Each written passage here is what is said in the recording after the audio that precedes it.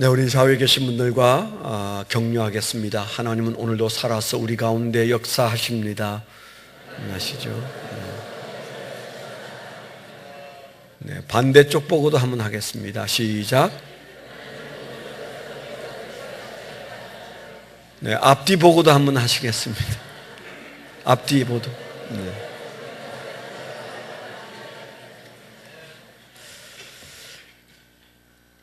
제가 1월 달에 세미나 참석하기 위해서 간 어떤 수양관에 벽에 붙어 있는 사진과 그리고 그에 대한 설명의 글을 읽고 울컥 눈물이 났습니다. 소다 가이치라는 일본인 얘기였습니다. 사진이 나오는 대로 1867년에 태어나서 1962년에 세상을 떠난 분이신데, 이분은 인생을 살다가 어느 날 너무 인생이 처절하고 어려워서 그냥 포기하고 사는 사이에 어느 날 알코올 중독자로 거리를 배회하다가 어느 날은 그가 쓰러졌습니다. 죽어가고 있었습니다. 살려달라는 말을 할 수도 없을 만큼 그가 기진맥진해서 죽어갈 때 어떤 사람이 자기에게 다가와서, 아무도 돌보지 않는데 어떤 한 사람이 자기를 덜쳐업고 그리고는 여관에 가서 그를 치료해주고 그리고 요관비를 내고 그리고 홀연히 사라졌습니다. 나중에 이제 조금 몸을 추스린 다음에 그 여관 주인에게 누가 도대체 나를 여기를 업고 와서 나를 살렸느냐 그랬더니 살렸을 뿐만 아니고 요관비도 여러 날치를 내주었다. 그게 도대체 누구냐 그랬더니 모른다, 말을 하지 않았다. 어떻게 그 사람에게 내가 보답할 수 있겠느냐 그랬더니 한 가지는 아는데 그 사람이 한국말을 하더라. 그랬다는 겁니다. 그 당시 외정 당시에 한국 사람에게 있어서 길거리에 쓰러져 있는 일본 사람은 그냥 지나칠 수 없죠. 발로 한 번 더 밟아주고 지나갈 만큼 그렇게 원망스러운 족속인데, 그 한국말을 하는 사람이 자기를 업어다가 요관비도 내고 자기를 살려준 사실에 이분이 너무 충격을 받았어요. 어떻게 한국 사람이 나를 살렸을까? 조선 사람이 나를 살린다는 게 말이 되냐? 그가 이렇게 살아서는 안 되겠다. 내가 어떻게 해서든 정신을 차리고 살아야 되겠다. 그렇게 해서 그가 몸을 추스리고 마음을 추스린 다음에 그가 예수를 믿게 되고 그리고 감리교 신학교를 가게 되고, 그런 다음에 그의 마음속에 하나님이 나를 저 조선으로 가라고 하신다. 그런 하나님의 파송의 음성이 들려서 그가 배를 타고 조선 땅으로 왔습니다. 그리고 그가 한 일이 고아원을 차렸습니다. 아이들이 많을 때는 1000명도 되는, 점점 커져서 큰 고아원을 그가 경영해서 고아의 아버지 소다 가이치라고 그렇게 불려지기도 했답니다. 이 선교사는 아이들을 키우면서 버려진 아이들을 거두어 가지고 그 아이들을 돌보다가 젖이 떨어지고 젖이 없으니까 그 아이를 끌어안고 동네 이 집 저 집을 돌아다니면서 이 아이 젖 한번 물려달라고 그렇게 하면서 한국 땅에서 45년을 살았습니다. 그가 62년에 세상을 떠났을 때 그 선교사를 기리는 마음으로 양화진에 그의 무덤이 있습니다. 저 묘비가 바로 그분의 묘비인 것 같습니다. 그래서 나중에 이제 훈장도 받았고 더러 많은 사람에게 알려졌다는데, 저는 처음 봤어요. 1월 달에 그 액자와 사진과 그 기사를 거기에서 읽고는 눈물이 나더라. 내가 언짢아 여기는 일본 사람 중에 이런 위대한 그리스도인이 있어서 이 땅에 파송을 왔구나. 좀 더 알아보니까 그는 잘 돌본 아이가 자라서 105인 사건에 연루가 돼가지고 그 고아가 자라서 독립운동을 하는 바람에 이분이 경찰서에 끌려가서 일본 사람인데 그 일본 순사들에게 매를 맞고 감옥 생활을 하기도 하고, 또 한국 사람들에게는 틀림없이 적은 간첩이다, 일본 놈 간첩이다. 그래서 한국 사람들도 그를 곱게 여기지 않아서 참 고통 속에 그가 살았다고, 부부가 다 한국 땅에서 죽었다는 그런 얘기를 보면서 그들의 마음속에 한국에 가서 하나님께서 사역하라는 선교사의 파송에 그들이 순종했구나, 그 사실에 감동이 있었습니다. 오늘은 우리가 아름다운 하늘빛 교회를 개척하는 날입니다. 그래서 오늘 파송식이 있는 날이에요. 저는 아침에 문득 그런 생각이 들었습니다. 참 묘한 일이다. 옆에 있는 큰 교회는 오늘 합병하는 날인데, 새누리 명성교회와 명일동 명성교회가 2,000명과 10만 명이 모여서 하나로 만들어져서 그 아들이 담임 목사가 되기로 결정한 날인데, 어떻게 우리는 또 쪼개어서 내보내냐. 그것도 큰 교회가 아니고 작은 교회가. 이게 어떻게 교인들이 오늘 저쪽에서는 합병을 듣고 여기는 쪼개 나간다는 얘기를 듣고, 이게 하나님이 한 분이신데 일을 이상하게 이렇게 하시나, 이런 마음이 문득 들었습니다. 하나님의 뜻이 있으시겠죠. 그러나 적어도 오늘 저는 아름다운 교회 담임 목사로서 교회를 또 하나 새로 세우는, 8번째 교회를 세우는 이 거룩한 명령 앞에서, 또 목회자도 그리고 파송 가는 분들도 하나님이 가라시니까 뭔지 모르지만 가야 된다. 그래서 나중에 나와 보시면 알겠지만 면면이 그렇고 그래요. 그분들이 불 받아가지고 음성이 확 들려가지고 가는 분들은 글쎄 몇 분 있으실지 잘 모르겠어요. 얼떨결에 하나님이 가라고 하니까 등 때밀려서, 그래서 가는 분들이 숱하게 있습니다. 나중에 앞에 나왔을 때 한번 여러분들이 점을 쳐보세요. 저 사람은 계시받고 가나, 아니면 얼떨결에 가나, 아직도 왜 가는지 모르고 가고 있나. 우리가 그런 파송을 받아서 가고, 또 그런 분들을 가서 잘 사역하라고 우리가 기도하고, 또 헌금도 해서 오늘 파송 예배를 이렇게 드리고, 오후에는 창립 예배를 드리는 날입니다. 오늘 우리가 생각할 중요한 주제가 파송이에요.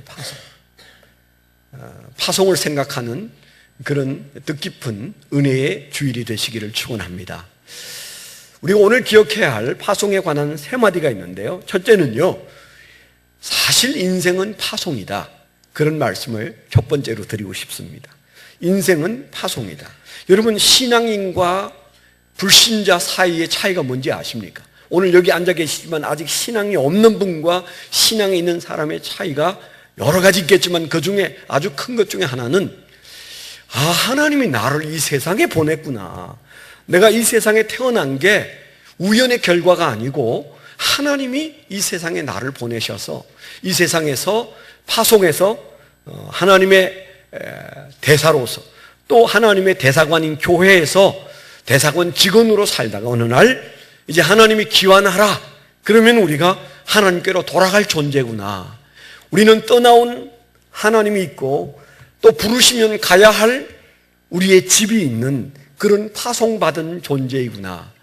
이 사실을 아는 것이 신앙입니다. 이 사실을 아는 것이 그리스도인입니다. 그런데 여러분, 이 세상에 보세요. 우리보다 더 똑똑하고 더 물질도 많고 더 높은 자리에서 살아가는 사람들 중에 우리와하고 다른 예수 믿지 않는 사람의 특징은 뭐예요? 내가 어디서 왔으며 무엇을 하다가 또 어디로 갈 것인지에 대해서 감감무소식입니다. 그럼 어디서 왔는지도 모르고 어디로 갈지도 모르는 사람이 오늘 총 나와라 칼 나와라 잘 사면 잘 사는 겁니까? 어떻게 생각하세요? 그래서 난 그게 부러워요. 좋은 집에서 좋은 차로, 그리고 통장에 꽉꽉 눌려서 현금이 있고, 그래서 노후가 걱정 안 되는 그 삶이 더 나을 것 같은데요. 혹시 여러분 그런 생각을 하시는 분이 계세요? 잠에서 깨시기를 축원합니다. 네. 어디서 왔는지 모르고 어디로 갈지 모르는 오늘이 무슨 의미가 있습니까? 분명히 우리가 아는 것은 예수 믿은 다음에 딱 깨달아지는 게, 내가 몰랐었는데 그분으로부터 왔구나. 내가 몰랐었는데 나는 그분에게로 돌아갈 사람이구나. 내가 몰랐었는데 오늘 내가 사는 이유가 지금까지 살아온 이유로 살면 안 되는 거구나. 소다 가이치가 어느 날 잠에서 깨듯 생명을 살린 다음에 자기를 미워해야 할 사람이 자기를 살린 사실 앞에서 그는 이렇게 살 수 없다고 일어서듯이 오늘 우리가 예수 믿는 사람은 우리를 움직이는 동인이 뭡니까? 어디서부터 왔으며 어디로 가는 존재인지를 아는 것입니다. 인생은 성경은 명확하게 말합니다. 우리는 근본적으로 하나님으로부터 왔습니다. 아멘. 하나님으로부터 왔어요. 그것을 믿는 사람이든 그것을 인정하지 않는 사람이든 우리는 다 하나님으로부터 왔습니다. 인생은 잠시 나그네의 삶을 사는 이 짧은 인생살이가 하나님이 이 세상에 보내서 잠시 나그네로 사는 동안 뭔가 하라고 보내신 파송의 삶이에요. 인생은 파송입니다. 이걸 아는 게 신앙이고 이걸 모르는 것이 혹은 부정하는 것이 불신앙이에요. 이거 얼마나 큰 차이고 중요한 차이입니까? 다 가져도 가진 거 아니고 다 누려도 누리는 것 아닌 게 바로 이 차이에서 갈라지는 거예요. 한번 따라 하실까요? 인생은 파송이다. 인생은 파송이다. 제가 인생은 하면 여러분 파송이다 좀 크게 하세요. 인생은 네. 그래야 정신이 들잖아요. 놀라서 일어나는 분도 계시는 것 같습니다. 옛날에 우리 교회 새벽 예배 이렇게 드리려고 제가 이제 앞으로 걸어가면 그 복도에 앉아있는 어떤 분이 성경 펴놓고 노트 펴놓고 그 옆에 코팅한 어떤 종이 하나를 딱 펴놓고 앉아서 큐티를 하고 있는 모습을 늘 봤어요. 네. 그분의 그 코팅한 종이를 보면 거기에 출장 명령서 이렇게 써 있어요. 궁금하지 않습니까? 출장 명령서 이렇게 된 코팅을 하고 그 밑에다가 뭐 깨알같이 여러 개를 이게 워드를 쳐가지고 코팅을 해서 딱 성경에 끼어다니다가 새벽 시간에는 그걸 펴서 놓고 그리고 큐티를 하더라고요. 제가 한번 물어봤어요. 그게 뭡니까? 뭐 어디 출장 가는 얘기는 아닌 것 같고 뭔가 의미가 있는 것 같은데 얘기 좀 해보세요. 그랬더니 그분이 하는 말이 어느 날 은혜를 받고 난 다음에는 이 세상을 사는 게 하나님이 보낸 출장을 사는 건데 자꾸만 내 삶을 살려고 하나님의 삶을 살아야 되는데 내 삶을 살려고 해서 나를 일깨우기 위하여 아침에 그 출장 명령서를 펴놓고 봐가면서 큐티를 한다는 거예요. 그래서 뭐 타라고 출장을 보내는지를 거기에 이제 잘 써놓고 그걸 다시 한번 새기고 오늘도 나는 출장 명령서를 붙들고 출장 온 인생을 산다. 그런 마음을 가지고 산다는 거예요. 그래서 제가 목사보다 낫다. 정말 위대하다. 우리 교회에 저런 분이 있다는 게 정말 자랑스럽다. 그랬는데 어느 날 우리 교회를 떠났습니다. 지금 필리핀 선교사로 가서 있어요. 필리핀. 근데 우리가 살면서 종종 우리 마음속에 이 경계를 잘 지키지 못해. 인생은 파송인데 난 출장 나와 있는데 이걸 지키지 못하는 참 어리석음이 우리 안에 있습니다. 전후서 3장 1절 5절에 보니까 범사에 기한이 있고 천하만사가 다 때가 있나니 날 때가 있고 죽을 때가 있으며 심판할 때가 있고 심은 것을 뽑을 때가 있으며 죽일 때가 있고 치료할 때가 있으며 헐 때가 있고 세울 때가 있으며 울 때가 있고 웃을 때가 있으며 설파할 때가 있고 춤출 때가 있으며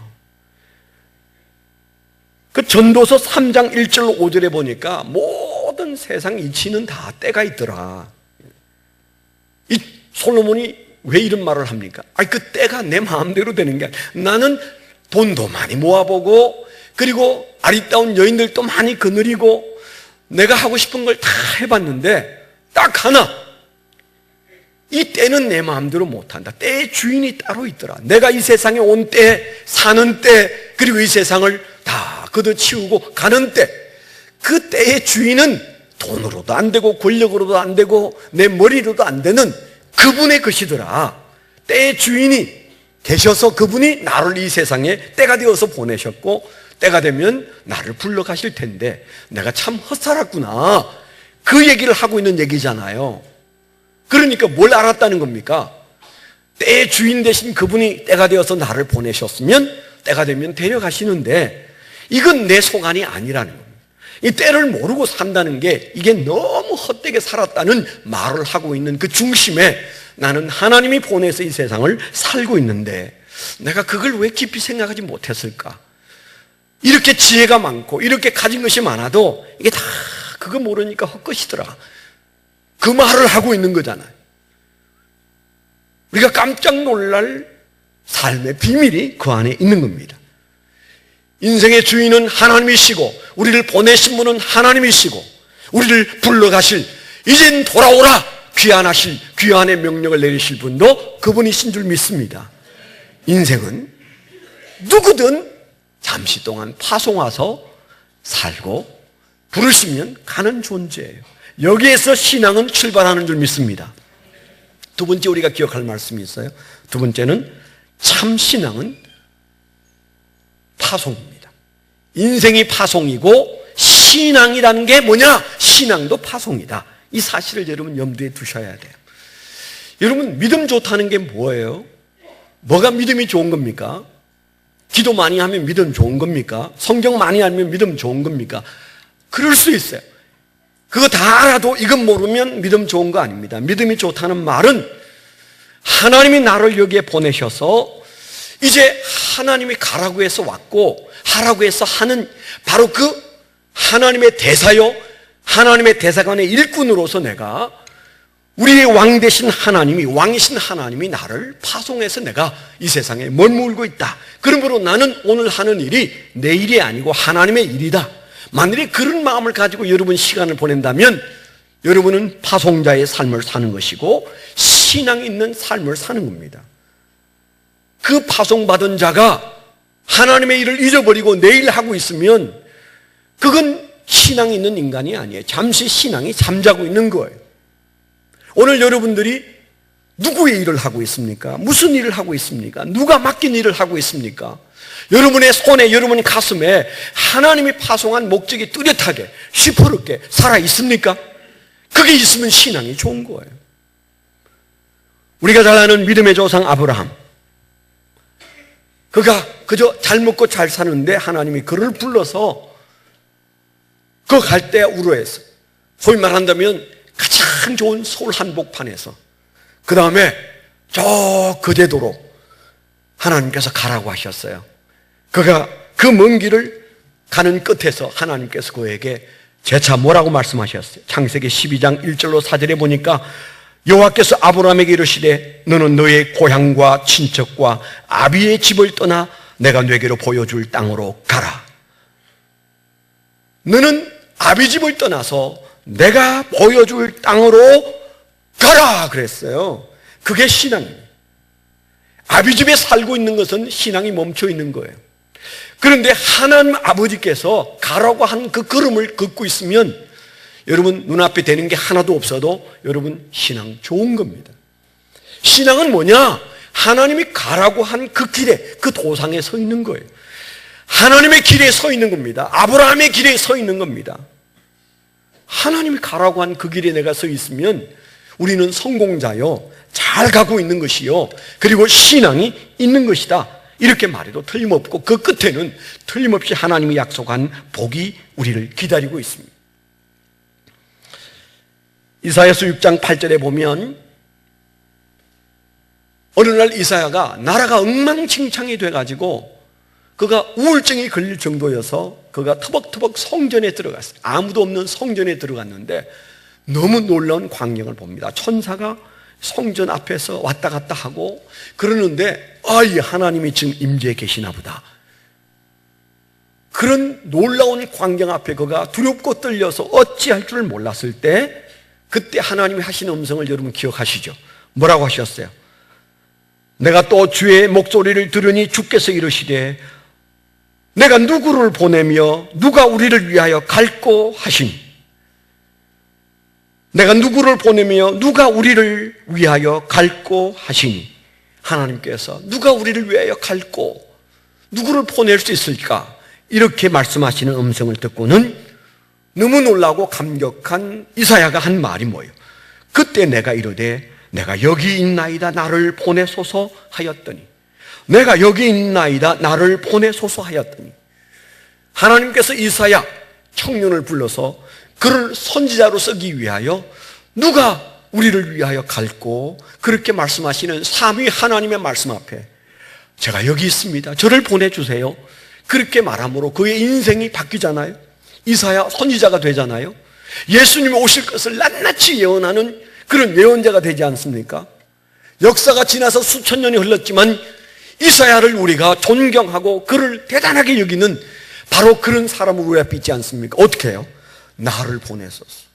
아, 하나님이 나를 파송하셨구나, 하나님이 나를 보내기를 원하시는구나, 그래서 음성을 바라시는구나, 이 사실을 안 이사야가 거기에서 하나님이 나를 파송하신다, 나는 파송자구나, 내가 하나님의 일, 하나님의 역사 한 중앙에 서 있는 아브라함의 도상에 서야 되겠다, 그렇게 생각하는 순간부터 하나님은 그를 붙잡고 들어 쓰시고 그는 위대한 하나님의 역사를 이루셨어.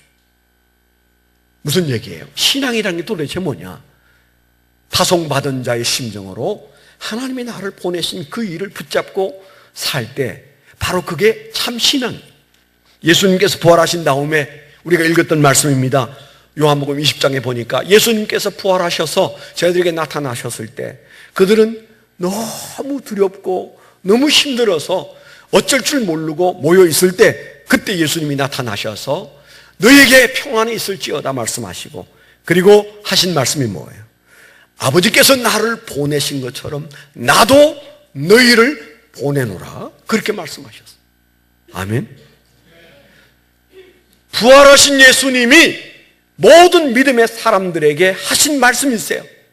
평안을 말씀하시고, 그리고 하신 말씀이 성령을 받으라고 말씀하시면서 내가 너희를 보낸다, 그렇게 말씀하셨어요. 아포스톨로스, 보냄을 받은 자. 초대교회 당시에 가장 긍지스러운 말 중에 하나가 보냄을 받은 자, 그 다음에 둘로스, 나는 종된 자. 이 두 마디, 나는 하나님의 보내심을 받은 자다, 나는 예수의 보내심을 받은 자다, 아포스톨로스, 나는 예수 그리스도의 종이다, 둘로스. 여러분, 지금도 그 두 가지면 끝나요. 우리의 신앙생활에서 내가 누구냐? 하나님이 보내셔서 나는 이 세상에 파송온 하나님의 대사관 직원이다. 이 보냄받은 자의 정신, 아포스톨로스, 사도성을 가진 우리의 정신세계. 또 한 가지는 뭐예요? 나는 예수 그리스도의 종이다, 둘로스, 내가 종이고 내가 보냄받은 자라는 이 신앙이 참 신앙 아니겠습니까? 그러므로 우리는 종으로서 주님이 보내신 자리에서 우리는 주님의 뜻을 이룰 텐데, 이게 바로 신앙이다, 이 사실을 믿게 되기를 축원합니다. 세 번째 우리가 생각할 말씀이 있어요.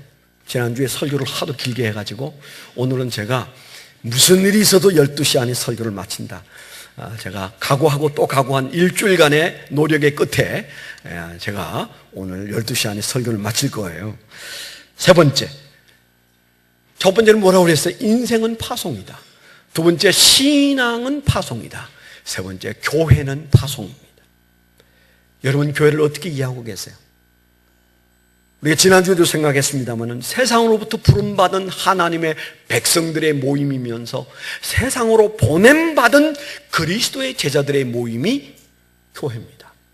모이는 교회와 흩어지는 교회, 불러서 하나 만들어 놓은 이 공동체와 월요일부터 토요일까지 흩어져 있는, 서울 전역에 흩어져 있는 아름다운 교회 공동체에 흩어진 그 교회, 모이고 흩어지는, 심장에 피가 왔다가 심장에서 피가 뻗어나가는 것처럼 이거 멈추면 큰일입니다.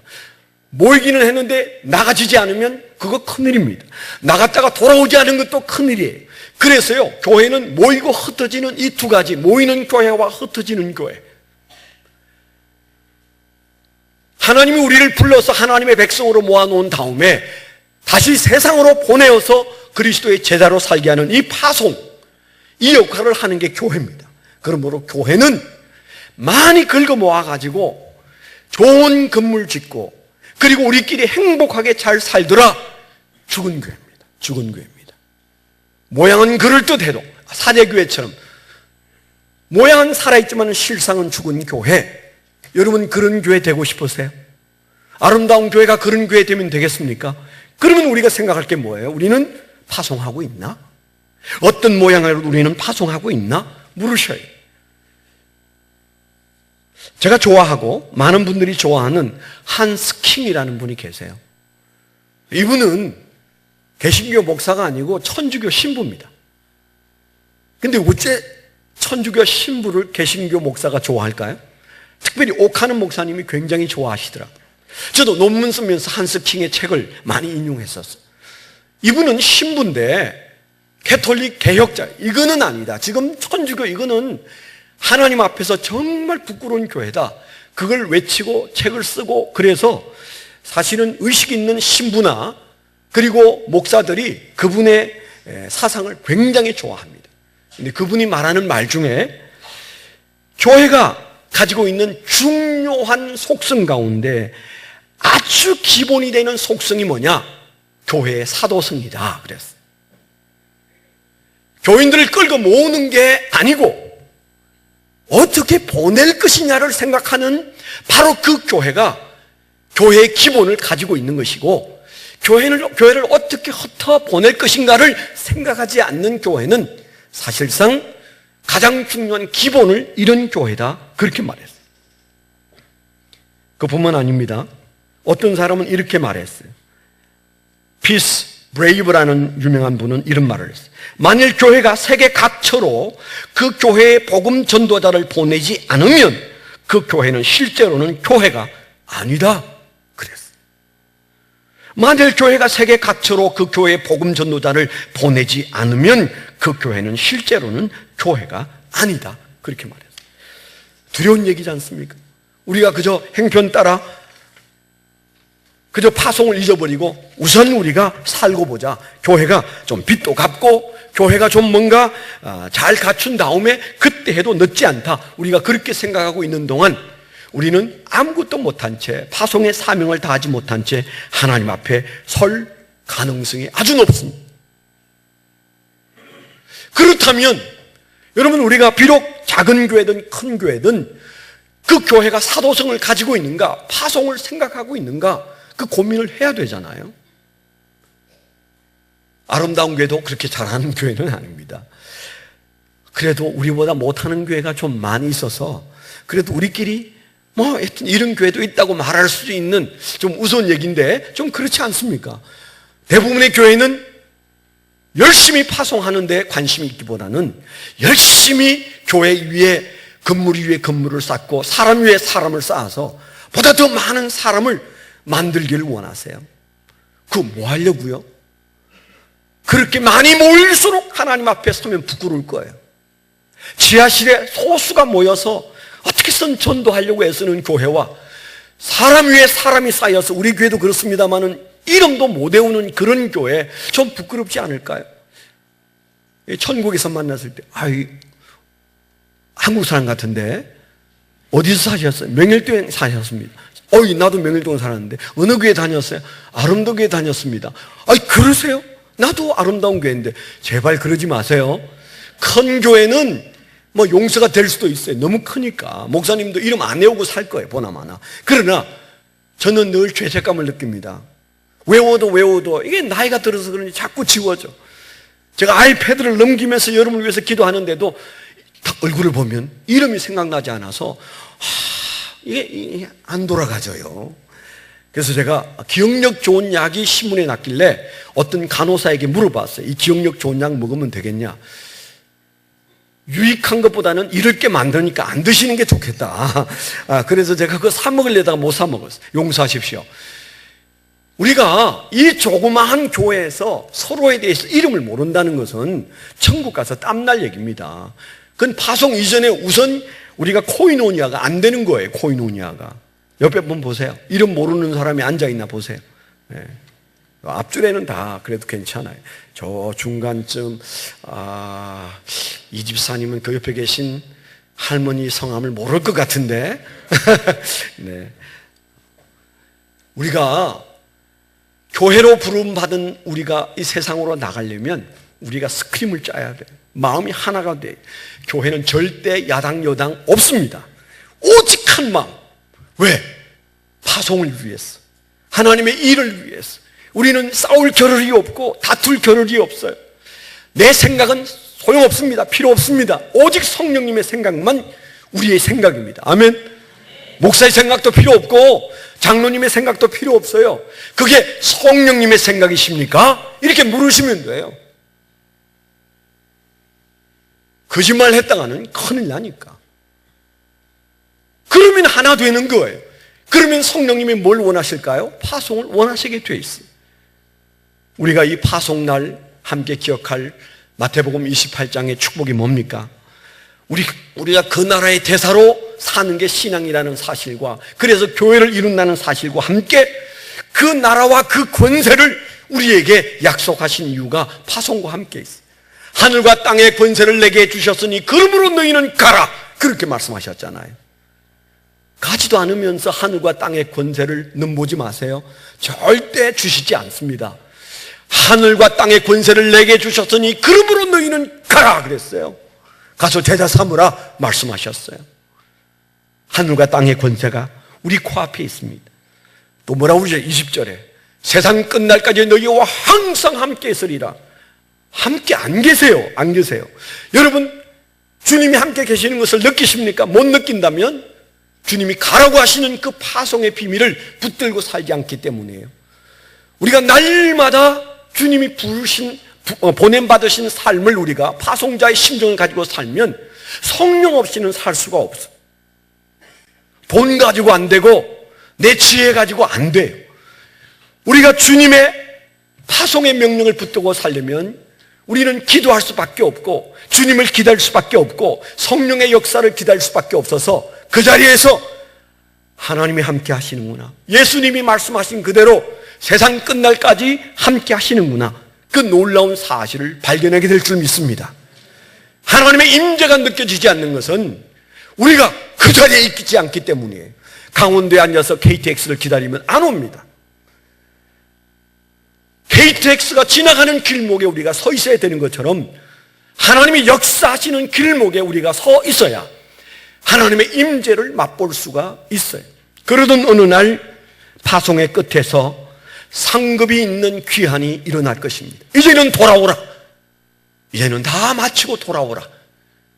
상으로 준비되어져 있는 그 날이 저 디모데후서 4장에 나오는 바울 사도의 고백처럼 나는 이제 떠날 시간이 되었다.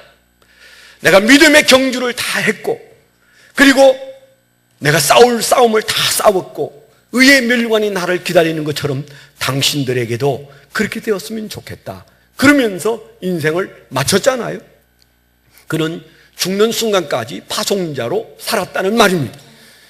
오늘 우리가 특별히 이제 아름다운 하늘빛 교회를 파송하면서 그저 누구는 가고 누구는 보내고 하는 데 있어서 마음이 두 가지여서는 안 됩니다. 보내는 사람의 마음이 더 애절하고 더 간절하고, 그리고 정말 우리가 엎드려서 쉼없이 기도할 때 그곳에서 하나님의 역사가 일어날 줄 믿습니다. 기도하겠습니다.